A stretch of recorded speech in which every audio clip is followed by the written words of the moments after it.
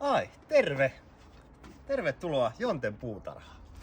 Jonten puutarhassa annetaan vinkkejä, miten sinä voit toimia omassa puutarhassa hiukan paremmin. Tänään meillä on tärkeä aihe vuorossa. Nimittäin, miten jäätelöpussi avataan. Minkä takia se on tärkeä aihe? No, näin keväisin jokainen miettii siellä omissa puutarhoissa, että milloin siellä omassa puutarhassa asiat alkavat kasvamaan. Ja sitten ne eivät ala kasvamaan. Niitä hetkiä varten on erittäin tärkeää, että sinulla on pakkasessa jäätelöä omia miettimishetkiä varten. Ja tänään käydään läpi, miten tämä pussi, jonka sisältä löytyy jäätelö, avataan mahdollisimman turvallisella, mutta tehokkaalla tavalla. Sitten on mukava nautiskella siellä omassa puutarhassa sitä jäätelöä. Mitä tarvitset? Tietenkin työhanskat,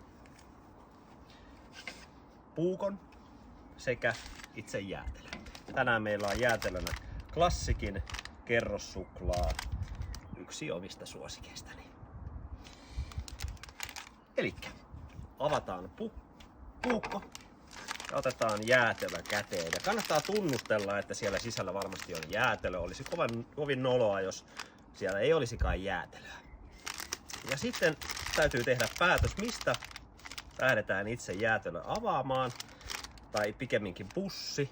Voihan sitä jäätelöäkin yrittää.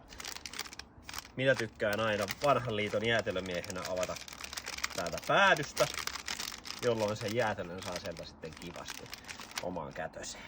Ja näin. Lähdetään ihan täältä, voit zoomata tänne näin. Lähdetään ihan täältä päädystä. Terä laitetaan ensin sisään ja sahaavalla liikkeellä avataan se pussi. Noin. Ja sieltä, niin, se on nyt tietenkin väärin päin se jäätelö. Otetaan se pois sieltä. Ja sitten laitetaan takaisin. Noin. Nyt se on siellä oikein päin.